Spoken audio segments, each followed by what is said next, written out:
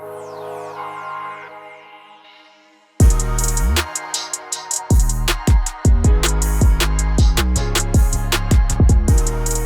Jordan. What's up, Michael? What's up, my road dog?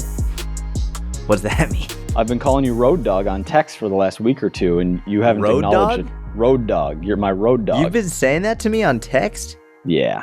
Hold on. Let me look. I don't remember seeing that once. You did say that yesterday. No, Tuesday. AM post, my road dog. I think you see my AM post reminder and you don't even read it. It just is like, okay, I need to post. Mike's reminder. You called me a road dog once on Tuesday. Search our text. I've called you that more than once. But no, I see your AM post. The last couple days have been crazy. So I was like, hey, I've got other shit going on. But usually I'm pretty good with it by and large. I want you to Google road dog. Road dog can refer to a few things, most commonly a trusted friend, or in the context of trucking, a radio channel or a company. We're not truckers. We're friends. It can also refer to a professional wrestler. Nice. I'm a trusted friend. My road dog. Let's go, road dog. I feel like it's a real late 90s, early 2000s. Maybe you guys didn't use it out east. No, I've never heard of that ever. Dude, you had your golf trip? Had my golf trip. Mm-hmm. Did you have any alcohol? Did I have any alcohol? I think that I had one sip of someone else's Spotted Cow, just because it's a classic Wisconsin beer that I haven't had in I don't even know how long. And that was it. Just one sip? Yeah, I had one sip. Wow. I think you did that the last time you were here. I think I had a Bud Light Lime, and you're like, I just want to smell it. You had one sniff, and I was like, you could have some. You're like, no, I just want the smell. Yeah, the smell of BLL is nostalgic for sure. Yeah, I'm not an alcohol guy these days. Good. I love that. We lost, unfortunately. For the first year in like 4 years. Yeah, we had a 3-year win streak going. We, it came down to the third round. We play 18 on Thursday and then 36 holes on Friday, and walking the whole thing because there's no motorized carts allowed at Sand Valley. And I find those push carts, like where you put your clubs on a cart that you can push, are actually more fatiguing than just carrying. So I ended up carrying my bag, and I played well, but we couldn't get it done this year. I was so sore after that, like 38,000 steps in a day, carrying a 15, 20 pound bag. My, everything that attaches to my hips was just fried. And then you played in a charity golf tournament the day you got back. Yeah, it was one of the dumber commitments I've ever made. That's an insane number. Did you use a golf cart for the charity one? Yes. Okay, nice. But I still could barely swing. I couldn't get around on it because everything was so sore from the trip. Oh, geez. Are you still sore now or no? You're good. The leg day that I just did helped a lot. Get some of that good movement back in. Man, movement is the best. Feels so good. It's the game. You're a big movement guy. Dude, huge. All right. 1, 2, 3. On my list or your list? You actually have a list in front of you? I have a list in front of me. Wow, you are dialed. I started a note. Mike podcast topics. No way. Yeah. You know what? You told me to do it, dude. If you're listening right now, just a quick little thumbs up on YouTube, quick little podcast review. Let's go. Jordan's bringing the heat. I like it. Yeah, man. Number 1. I can't take credit for this one. This is from, I spoke with amazing Joelle Cavagnaro on my podcast. And as I was going through her content, she said this, and I asked her to dive deep into it on mine. And I resonated with it incredibly deeply because I've always felt like when people say this, it's missing a huge component, and I've never felt 100% on board with it. Even though I've actually said it too, but I felt like I've been missing something. And she said, when someone says, just give yourself grace, that's terrible advice, especially when there's no context, because just give yourself grace with no context of, but you still have to fucking work hard. It's like, it's not enough. And so people say, well, just give yourself grace. And she was like, grace is important. It's important, but be kind to yourself. And she said, you need grace and you need grit. Grace is the kindness. Grit is the follow through. I like that. And she went on, and a big part, she's a mother of two beautiful young girls, and she's like, when people tell mothers, just wait until you have a schedule, just wait until you have a routine. It's like no mother at any point in time wakes up one day with 3 hours of free time and a fridge prepped with food for the week. That just never happens. Mm-hmm. So not only, yes, give yourself grace, but you need to fucking do it. And this idea of you can do hard things, you can also do hard things when you're tired. Do hard things when you're tired. And when in the clips, because this is going to be clipped for sure, we have to give credit to Joelle Cavagnaro for saying this. This isn't my idea. When she was saying it, I was getting so hyped because I was like, enough of just saying, just give yourself grace. Enough. Yeah. Give yourself grace and fucking work hard. Do hard things when you're tired. I love it. Yeah. It's a great huge concept. Shout out to Joelle for that one. Let's go, Joelle. Yeah, I'm a fan. It's almost, a lot of advice in anything, but fitness especially, is contextual on who you're giving it to. Give yourself grace for somebody who is on their 700th day in a row of overeating. It's like, no more grace. Now it's game time.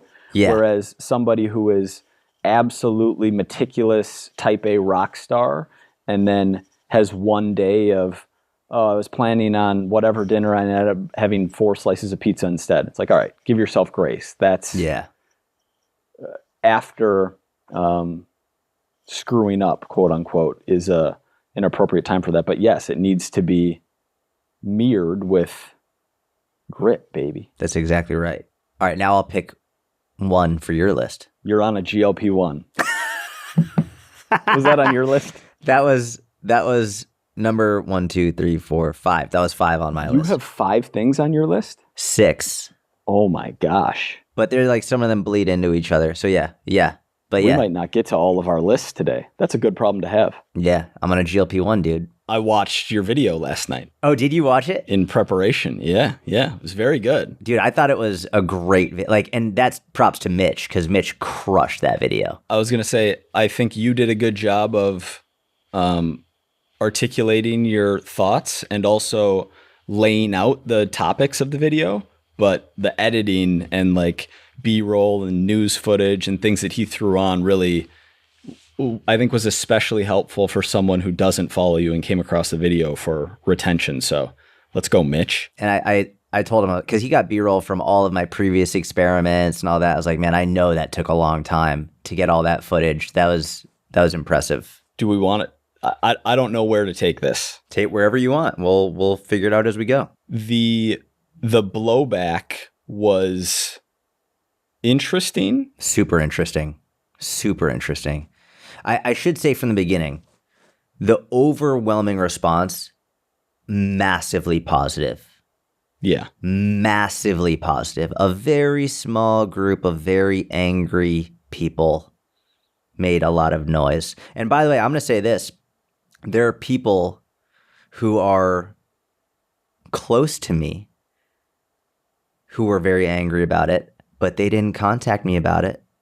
They were talking in their little groups of people who I know, and a lot of these people who are talking in their groups think that these conversations were private. And then I was getting screenshots and messages from people in these groups. Jordan has spies everywhere, like Mossad. Not even spies, just people who are like, there are groups of people who within the group, there are people who are very close to me who were talking gargantuan amounts of shit and didn't text me, didn't call me. They had my number. We've had conversations for years, for almost a decade. Wow. And I think some of them probably listen to this podcast. And I want them to know, I know the shit that they're saying. And all they had to do, just call me, text me. Hey, I have questions about why you did this. And if you're thinking, shit, is he talking about me? Yes. Yes, I am. I am talking about you. It's like, I'm not going to give any more hints, but if you think that we're close and that we've been close for many years, all you had to do is call me and text me, and I would have been happy to talk to you about it.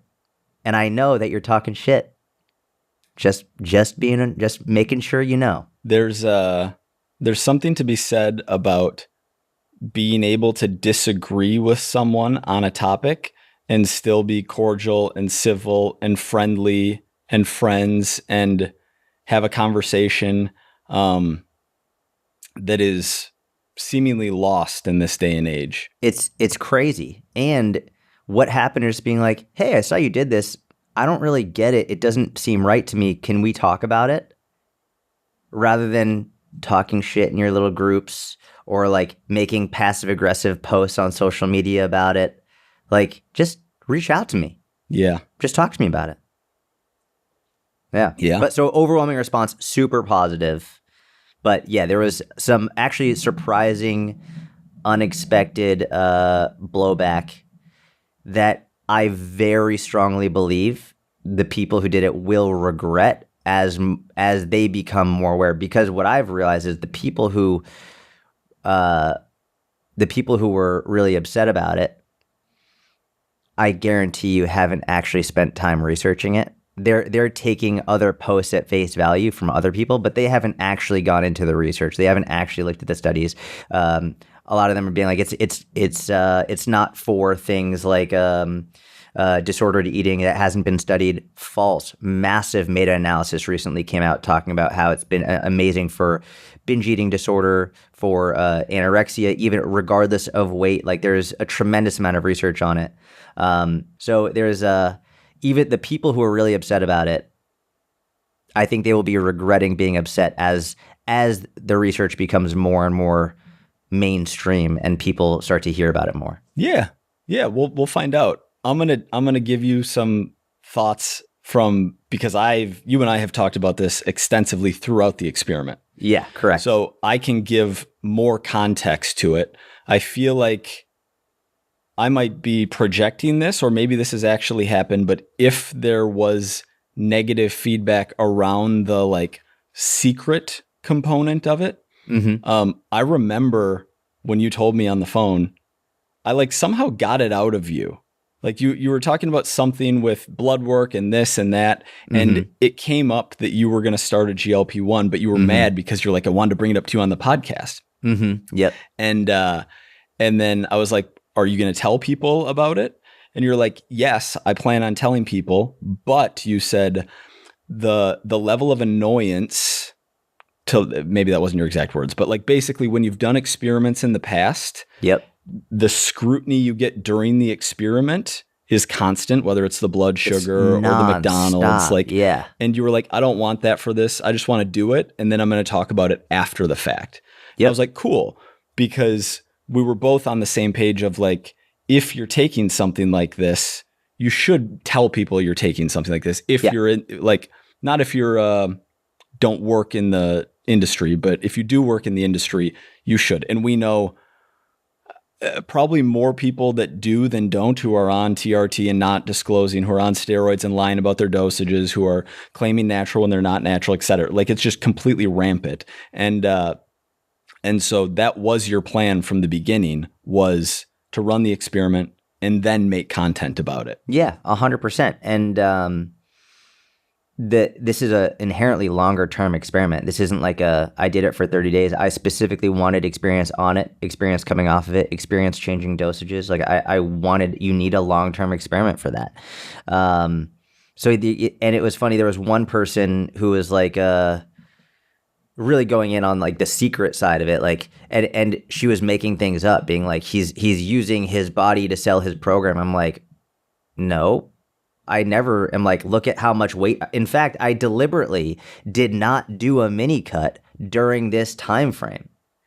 I deliberately did not do like a look at how much weight I've lost. Like, because every time I've done that in the past, I do that live and people know I'm losing weight. I'm not going to be like, hey, look at me as I'm losing weight and not telling you. Right.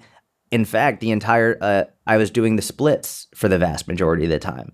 It's like, which has nothing to do with GLP-1s whatsoever. Which is the right thing to do. Correct. That's like, I'm not going to do like a weight loss. Hey, join my program now that I did a mini cut while I did use GLP-1s. Of course not. Or even be someone, and when I was making content, was even more like this than you are now, which is using your body as marketing. Like you do less of that in general than the average fitness professional. I use my performance. I never am like, more of that. I don't have an impressive physique anyway. I'm not going to be. I think so. Like, I think you do. It's a very standard athletic physique. It's not like a ripped or shredded or bodybuilder. And I'm never like in any way. I'm never shirtless. Look at me. Da da da da. I use my performance in the gym and my knowledge through how I speak. I don't use my body as a marketing tool in terms of aesthetically. One part that was interesting was the discussion around you saying that you previously thought that these drugs were, and I'm going to paraphrase again, but basically only for people who need to lose weight and body fat to get physically healthier, and not for people who are already like have decent body comp and only need to lose a small amount of weight. And you said you thought that before, but now you don't think that anymore. Because I don't make any content at all, and I have clients who listen here, etc., many who are on GLP-1s actually, I'm going to voice my opinions, which is I think I'm more cautious by nature than you are. Yeah, for sure. 100%. In terms of unknown risks of long-term GLP-1 usage. Yeah. And we have some like midterm data, I'd say. I think the experiment that tracked people taking, it wasn't tirzepatide because it hasn't been around long enough, but like a semaglutide, the longest was like 8 years, which is a good chunk of time. I think but median 8 years. 15, maybe 20, 50 years. It's not 20, that 30, long 40, 50 years, right? Yeah. And so that combined with anything that changes the brain, right? Like it's somehow changing our thoughts, which is really cool, but also slightly scary. And maybe not scary for some people, scary for me. Makes me think that the upside, so reduce craving and reduce thinking about food, the upside for someone who doesn't need to lose weight to get physically healthier, which are those, doesn't justify the potential downside yet until more long-term data comes out. Yeah. Yeah, and that makes total sense. And you can disagree, and we can still have a conversation. Because I don't disagree with that, because, and as I said in the video, it's like, this is a very serious decision that only you should make between you and your doctor. Yeah. Like that. And I was super clear about that. I'm not telling anybody you should be taking them. It was a decision that I made between me and my provider. Yeah. And understanding that there's an inherent risk with unbelievable amounts of unknowns based on a lack of long-term data. And then you have people who are super smart, who I respect, who are way further down the line than you, saying like every single person should take tirzepatide regardless. Like Mike Israetel. Yeah, but you see that? You saw that? I did. Yeah. And we were in the DMs talking about it. He was like, I love that you did that. But you know what? I was talking to, again, Spencer about it, and Spencer said within 10 years, everybody's going to be taking these drugs. Everybody. And you know what I think is interesting about that? I'll go on the record and say I completely disagree with that. I think that the median, like, if that were true, I don't understand why people come off them now. Unless the drugs continue to get better and better. And then obviously the data over that 10-year window supports their safety. But I don't have a lot of science. I'm intuition and theory on this. The fact that they make you, and by the way, I haven't used them, so like you have direct N equals 1 on this that you can speak to. Which is why I did the experiment. This is literally why, because it gives me that opportunity. Yeah. Yep. The fact that they make you, let's call it like food less, need food less, think about food less, plus they make you like, crave, need other things less as well, like alcohol. That's the big one, drugs and alcohol. Gambling addiction, like there's like Yep. like Yep. that like it can reduce these urges that people struggle with. And there's been some evidence around increases in, I guess, mood disorders, you would call it, depression, anxiety with some people. I might hypothesize that they just make you like and want everything less. Like they make you want less. Or they make you like enjoy slightly less. Well, and in a 6 or 8 month window, I don't even know if you can get a handle on that. 2, 3, 4, 5 years. I don't know the hedonic adaptation or like, you know, there's also an underlying principle of there's no biological free lunch that just makes sense to me intuitively. Yep. Like we always wanted a miracle pill, like a magic fix in fitness. And this seems like it's it, but like the laws of nature at this point in my life have shown me that that doesn't exist. So maybe this is it, but I'm more skeptical. Yeah. I mean, listen, it makes sense. I mean, and to the magic pill point, I remember I wrote an article in like 2012, 2013, and I consistently spoke about it saying, hey, we don't have a magic pill right now. But if we do, I would take it. I've said this for as long as I've been in the industry. Like if there was, I would take it because why not?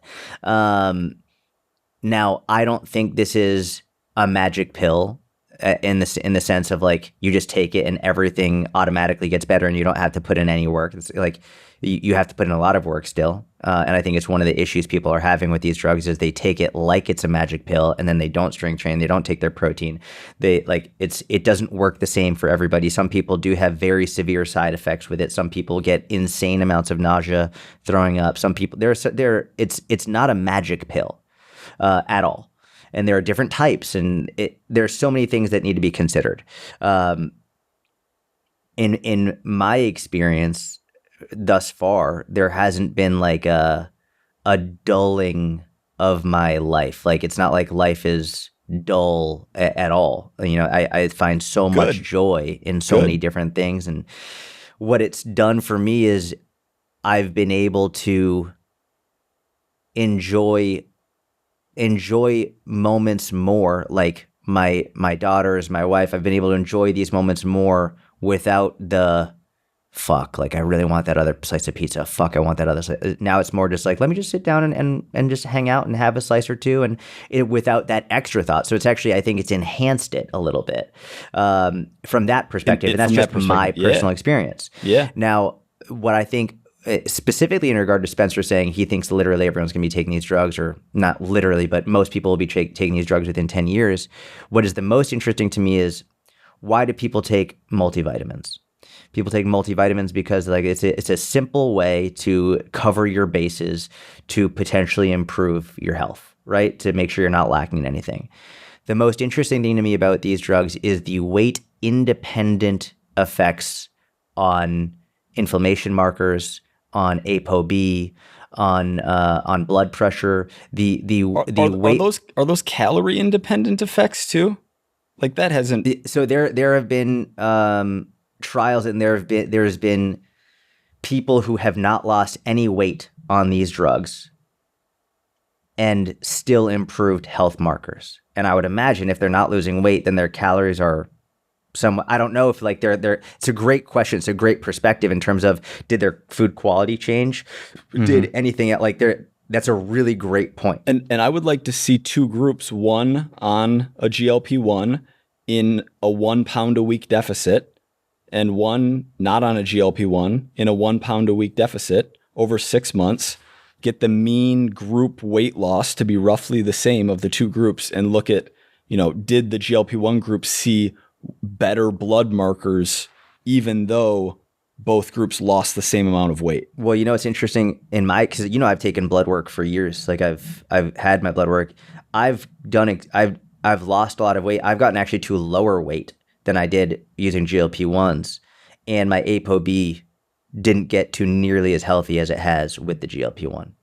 So when I did the blood sugar experiment, I got all my blood work taken, and I lost even more weight I was mid 130s by the end of it, You and were my eating you were eating all that sugar. Your insulin was spiking. I knew people were going to say that. I lost more weight, and my ApoB still wasn't anywhere near as good as it has been with the GLP-1. Now I have new blood work up within the next week or so I'm going to take, and it'll be very interesting to see what's going on now, because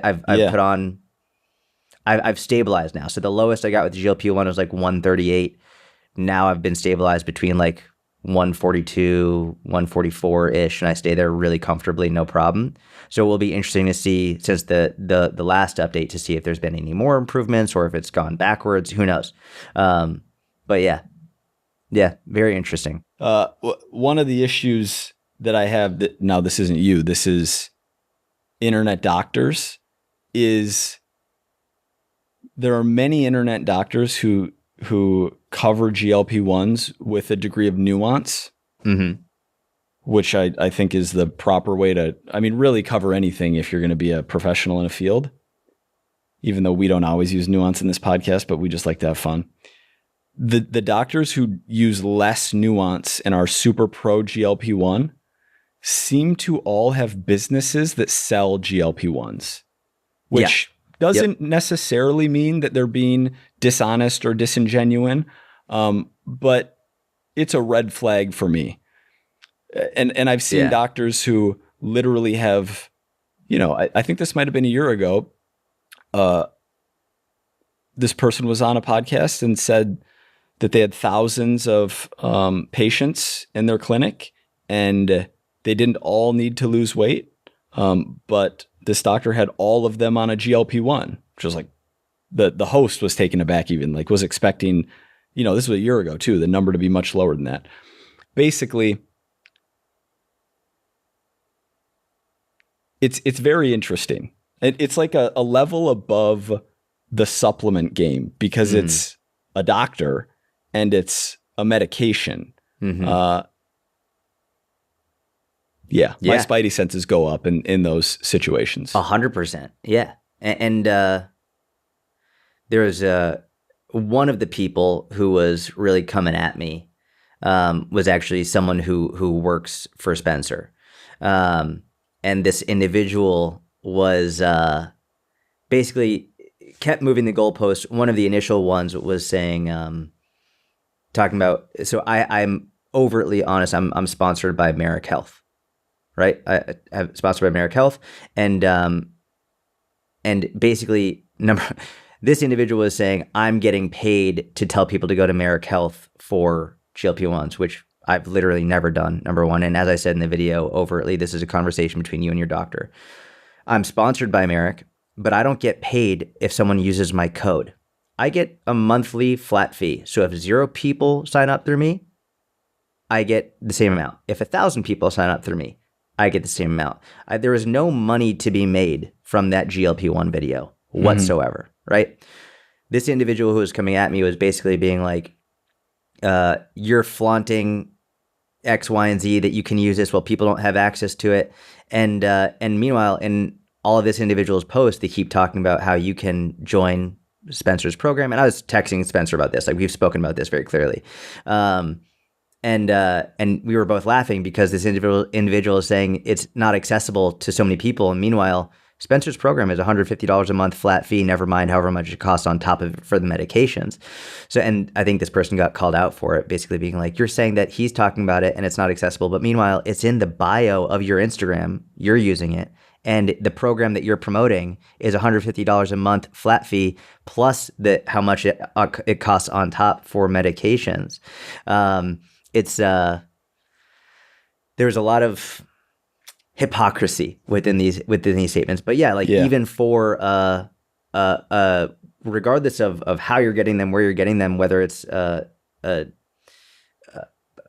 something like a Merrick, if that's something that you decide to do through Merrick or through a compounding pharmacy separately, or through your doctor, there's a lot of extenuating circumstances and a lot of money to be made through these drugs. A lot. There's a lot, regardless of where you're getting it from, which is why it's really important to be aware. Number one, is this a risk you're willing to take?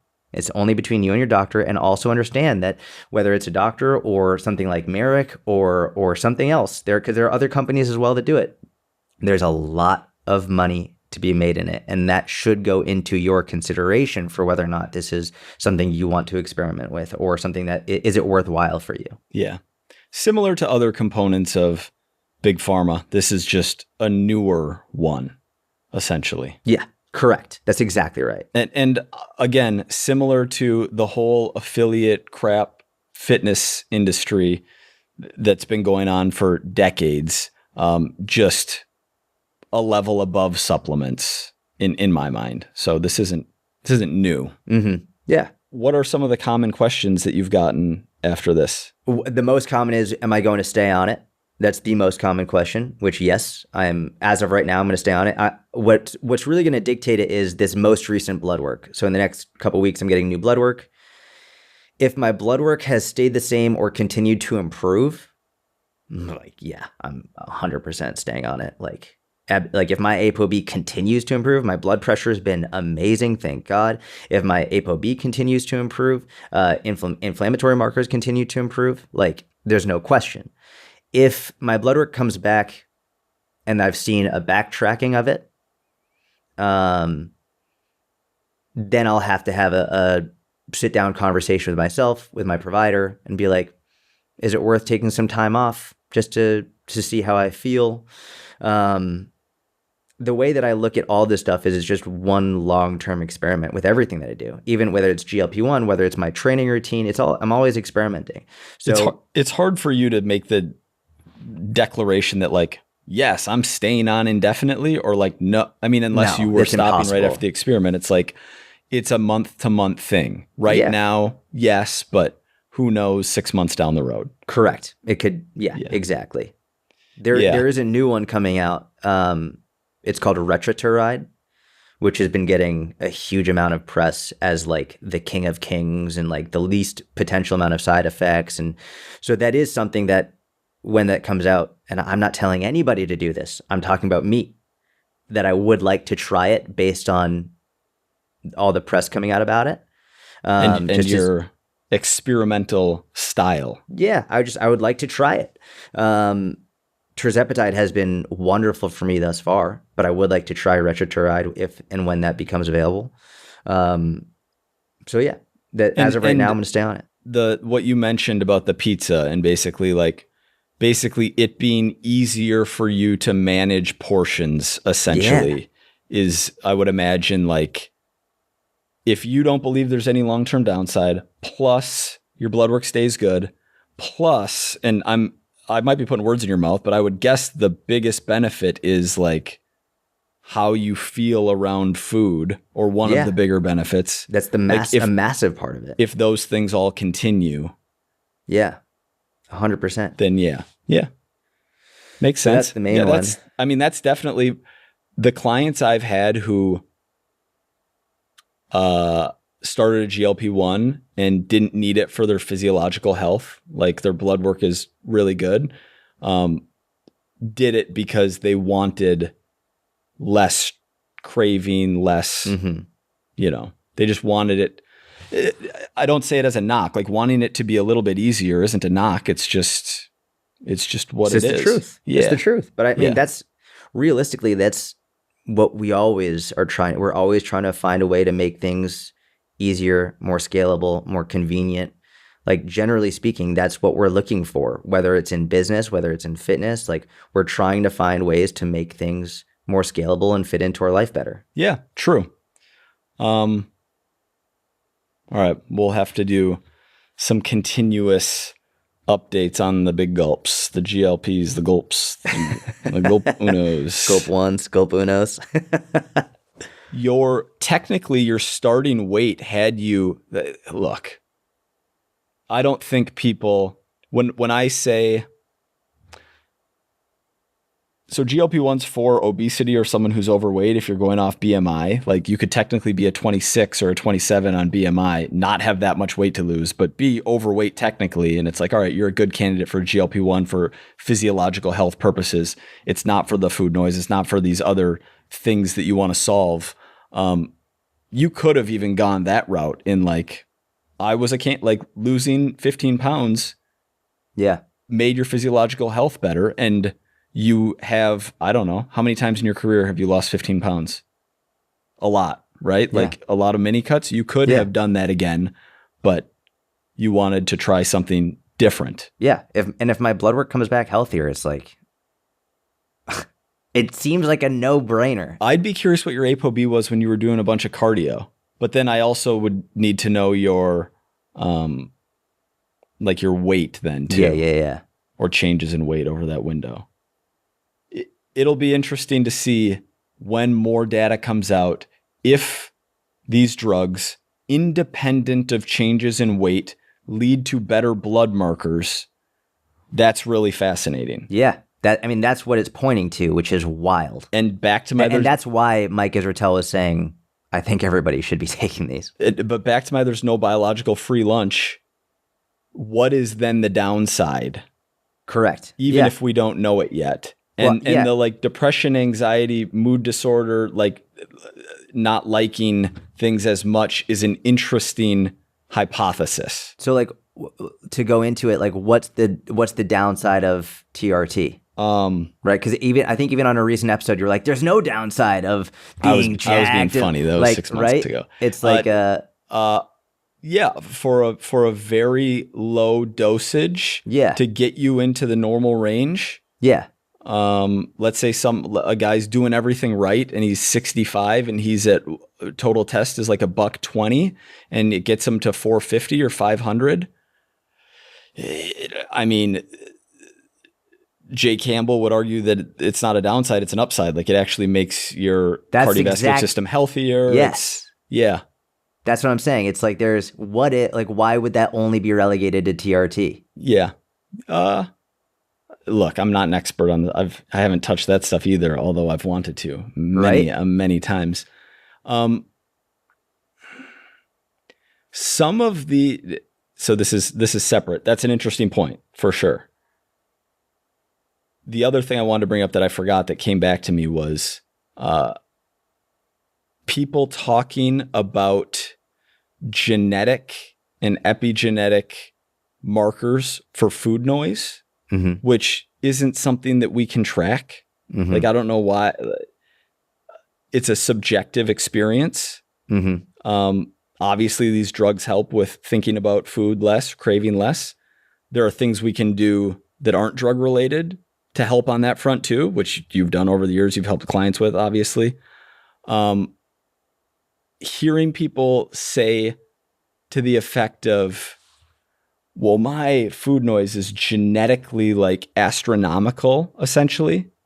But then knowing that individual is a daily marijuana user, I'm like, you don't have genetically high food noise.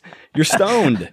You want to eat the whole thing of ice cream because you just smoked a blunt. Yeah. Like that's an interesting place. That's where, and I even said the other day, I made a separate post. I was like, what did I say? Let me pull this up real quick just so I can pull the quote exactly. I said, I believe GLP-1s can be an incredible life-saving tool for many people, and I also believe many people are too quick to start taking GLP-1s before giving a standard exercise and nutrition plan hard, consistent effort. Yeah. Where it's like, you can believe both at the same time. They can be an amazing tool for many, many people, and many people are likely to jump on them too quickly before they fucking do anything whatsoever. Like if you're getting stoned all the time and then having the munchies, like, all right, how about we work on stop smoking weed? Yeah. So then before we jump to the GLP-1. Yeah.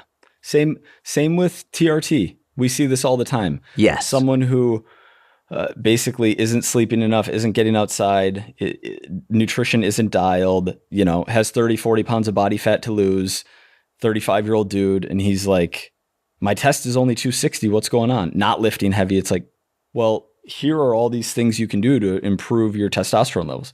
I'm just going to take the TRT. Like I think that it makes more sense to do what you can naturally to exhaust your natural options before taking the next step with any of these drugs. Yeah. Yeah. All right. Number 2. My daughter turns 1 today. Let's go. Youngest daughter turns 1 today. I didn't realize it was her birthday. When's your other daughter's birthday? The end of this month. Okay. The end of this month, yeah. So turns 1 years old today, which is crazy. Happy birthday to Slim Jim. Jordan's youngest daughter. Slim Jim, yeah, dude. It's crazy. It's crazy. It goes by fast. Goes by very, very fast. Yeah, give me some advice. Advice. I think I told you a couple pieces of advice. One was to get the night nurse, which I didn't do. I thought she was gonna like steal my child while I was asleep, and so and then like a month and a half in, you were like, what'd you call it? You called it like a critical error. You're like, I should have got the night nurse. It was a critical error. Those first 8 weeks. Yeah, brutal. And you don't need them every night, just a couple nights a week just to help. But anyway, so that would be the number one piece of advice for new parents. But the other one is I didn't know it with my first. By the time I had my second, I was like, okay, this is definitely, I get it now. And God willing, if we have another, I'll really appreciate it. But the amount of times that you get to hold your baby as they sleep on your chest is very few. Like the total number of times that your baby will sleep on your chest and you just get to hold them as they sleep there. Mm-hmm. I wish I could come up with a number of actually how many times it is, but it's not many total number of times. And so at what age did Jim stop doing that? By the way, I completely forgot her internet name. Slim Jim. I didn't forget her. I know you said it, but yeah. I didn't know what to call her. I wasn't gonna dox her. So my oldest, old Abe, she stopped doing that by like 6 months. It was just like completely like she was squirming, and there were a couple of times around that 6 month time frame where she would still do it, but it was basically done by about 6 months where she was just like moving and rolling and Slim Jim. It was probably around the same. She'll still occasionally do it, but she's moving and squirming so much that I think around that, between that 5 and 7 month time frame, it's just over for the vast majority of time. So the best thing is just every chance you get to just have them lay on your chest and sleep is just, oh my gosh. It's the best. Enjoy that. That's the only advice. Thank you. I'm going to listen this time. I'm actually going to listen. Because sometimes there's a temptation to like, okay, she's asleep. Let me try and get her down in the bassinet so I can do XYZ thing. But it's like, you know what? Just chill. Let's just lay here. You know that graph of like how much time you spend with your parents? Yeah. Maybe move to Minnesota. Yeah. So it's that, but now you're on the other side of it. So now you're not the kid, now you're the parent. And so I think about it from like, how many times do I get to have her sleep on my chest? And every time I'm like, oh my gosh, is this the last time? Is this the last time? So enjoy that. It's good advice. Happy birthday, Slim Jim. Number 2 on your list. So the first pick in the NFL draft just had an awesome like reel that I caught. I don't even know why I put it in here. I think I just wrote it down. I'll let David run it here, but I'll play it for you. He's there at 5 a.m. every single day, and they have to kick him out at night. And yesterday he was talking about how the team's mid, and I'm mid, and everybody's got to get better, whatever. But this is them asking him about getting to the facility so early. I said yesterday, I've grown up, watched my dad wake up at 4:30 doing a job he didn't like. So, if I can't wake up early and do what I need to do for a job I do like, I shouldn't be playing football. And that goes for everybody in the locker room. If you can't have the expectation for yourself that you want to be with a good or a great player and want to put the work in, I just think that's how it should go. I just think good things only come to those who work. Bro. I love that. Yeah. I love that. So like what a head nod to his father, like a tip of the hat, and while also being like just inspirational, intelligent, just what a very poignant speech from that young man. Well done. Yeah. Love to hear What's his name? Cam Ward. Tennessee Titans quarterback. Tennessee Titans. Okay. Awesome. Yeah, good for him. That was well done. It reminds me of like something Kobe Bryant would say. Like just like the work ethic of a Kobe Bryant. Mm-hmm. And the gratitude of like my dad did this for a job he hated. Like, if I can't do this for a job that I love, Yeah. I don't Shouldn't be deserve playing this. football. Yeah. Yeah. Good for him. All right, number 3. I'm quitting Instagram. No way. Dude, I wrote this. No way. Brother, it's glorious. I wrote this during like the heat of like so much nonsense going on Instagram, and I was like, I'm done. And it's funny, I even texted James Smith because he's basically like he hasn't quit, but he barely posts at all anymore.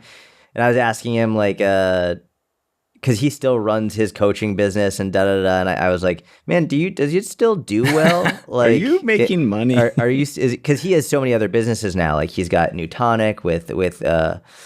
what's his name? Chris. What's his last name? Chris Williams? Williams. Yeah, Chris Williamson. Chris Williams. So he's got New Tonic. He's got a number of different businesses, and I was. Basically, he was like, yeah, like it doesn't do as well because I'm not posting as much anymore. But he's got a bunch of other things. And I'm closer than ever. I'm closer than I've ever been to quitting Instagram. Can I read one of my things that piggybacks on this? Yeah. This was from like the day you posted your GLP-1 guide. Oh, yeah. You said, I have thousands of new email subs. Or maybe you didn't say this, but this is what was happening. There's overwhelming positive support for the video. And all Jordan can think about is eviscerating the 2 people who didn't like the video. My daughter's climbing all over me while I rage type replies to comments. It ruined my bedtime. Did I say that? Yeah. Yeah. Ruined my bedtime with my girls. Which is so crazy because it's like you almost think it'll get better. You almost think you'll get to the point where when you're first starting out, you start to get a few positive replies and it's like, it's good. And you start to get more feedback and you enjoy the positive, but then you get the one negative and that's all you can focus on. Yeah. Apparently, you're 13, 14 years into this internet game and apparently that still exists. It's, what it is? It's a lot of it is, a lot of it's people either deliberately misinterpreting or just misrepresenting what the actual message is. Mm-hmm. And I'm just fucking tired of it. I'm tired, dude. I'm fucking tired of it. And then put on top of it people who like you would consider close to you, mm-hmm. who are now like talking shit and like not being who you thought they were. And it's like, just fucking call me. For sure. But this was before that. This was just for the guide. Yeah. That's true. But, But that's true. It got worse, obviously. And that's when I said I'm quitting Instagram. When it got worse, I was like, I see. Fuck these people. I'm out. Yeah. I don't need any more people. I'm done. Like I'm good with the inner circle. I'm good with the mentorship. Like I'm good. Like I don't need any of this shit. Spending thousands and thousands of dollars and countless hours creating free helpful content for people. Like are you out of your fucking mind? So I'm just like, I'm tired of it. I'm not leaving yet. But where there's smoke, there's fire. I'm the closest I've ever been to just being like, I'm done. I know Jordan very well. The closest he's ever been isn't that close. So if you really like his Instagram content, you're safe. Like you're okay. I would be shocked if it happened even within the next couple of years. Dude, I think it might happen within the next month. You used to take, I was going to bring this up in the GLP-1 discussion about like any potential correlation in like when you started taking it until now. I think you definitely work more than you did before, which might be unrelated, right? It could but like you used to take more, not breaks, but like there would be times where you just posted way less frequently. Like you grind these. I don't think people understand how often you're recording podcasts, hosting, like a little bit of travel here and there for you're doing a lot. Yeah, kids workouts, inner circle, mentorship. Like no, there's a lot. There's been a lot that's been added to the plate. Yeah. But I mean, I enjoy it, but like if I could stop posting on Instagram, that'd be great. It'd be great. I like the podcast is my favorite. This podcast, like and then also the kids workouts. I enjoy that too. Yeah. That's fun. That like getting messages with people's kids doing it. And then like, dude, I get messages from parents who are like, or even just adults who are like, I don't have kids, but I do these workouts because I don't know where to start. Nice. Which is like awesome. Yeah. Yeah, fewer kids like deliberately misinterpreting your message and like rage typing YouTube comments, I would imagine. Yeah. All right, you pick 4. Oh, this was super interesting. This is back on the GLP-1, GLP-1 conversation. I asked AI how many people are using creatine in the United States, any and all forms. And I said, how many people in the US are using GLP-1s, any and all forms? And because a lot of these people who are hating on it, I don't think they realize how many fucking people are taking these things. I don't think they get it. And I was like, what can I use as a way to put into their fucking skulls how common these things are? And so AI was like, listen, this creatine is a big range because I can't definitively say, but a range of between 2 million to 6 million people in the US are using GLP-1s, creatine, excuse me. Yeah. 2 million to 6 million using creatine, which is the most popular and the most studied supplement in the fitness industry. The most popular, the most studied, and arguably the most effective supplement in the fitness industry. 2 to 6 million. GLP-1s currently at least 15 million that we know of, at least. And I don't know if that's including that was May of 24, I believe. Yeah, and I don't think that's including people who are getting it from like compounded pharmacies. I think that's just like the standard version. And there are a lot of people getting it from compounded pharmacies, myself included. And then over 30 million lifetime users, like from people in total who have used GLP-1s. So on the high end of creatine use, 5x, and on the low end, 2x. On the low end, yeah. Which the creatine is lower than I would have guessed, given how popular it is. That's actually interesting. You know what? I think when I first heard that GLP-1 number, I was more surprised.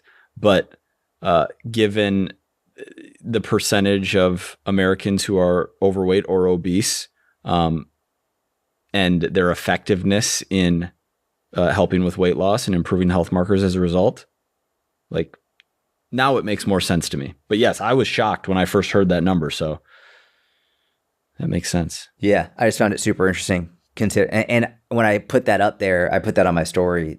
A lot of the coaches were like, I had no, like that like they've heard the number of 15 million, but the context of how many are using creatine versus how many are using that. Jordan anchored it. That's some Chris Voss wizardry right there. Just let's make you be very acutely aware of what we're dealing with right now. You know? Yeah. You know what that reminded me of? The way you just said, let's be very acutely aware. Yeah. Is I think if you could find a way to let some of the negative comment / DMs roll off your back, you might enjoy Instagram more. Well, of course. Oh, That's the most obvious thing that, no, I'll tell you what, if you could find a way to eat less, you would end up losing weight. That's not the same. That's it's not the same. Because a lot of big creators, this isn't a knock, but a lot of big creators don't like spend an hour like making someone know that they are wrong in like a DM conversation. Like you're walking out of here knowing that you are incorrect. Dude, I've got genetics for pettiness. It's just I've got the petty gene. That's funny. I could have been a lawyer. That's what my mom says all the time. I could have been a lawyer. What's number 6? Raw milk. Should we save that one? Yeah, we'll save it. We'll say a little teaser. If you want to hear about raw milk, we can put that in the title next week too. GLP-1 this week, raw milk next week. We might even send these to the email list. We might start running this like a real business after 6 years. That'd be crazy. Doubtful. Work-life balance. I remember it made me think of when Gary, I remember he went on social media once and it must have been 2015, 2016 or something. he went on Instagram, and he has a huge Instagram, but it was like he had like one of the biggest at the time, and like he went on social media. He was like, "This is my side hustle. Yeah, this is what I do for fun." He's like, "I've got a whole other hundreds of businesses and da da da." He's like, "I do Instagram for fun." And he's like, it made me think of that. Like, I might start treating this like a real business. And he was right, by the way. People didn't understand because we had access to his calendar. I still do. Still do. The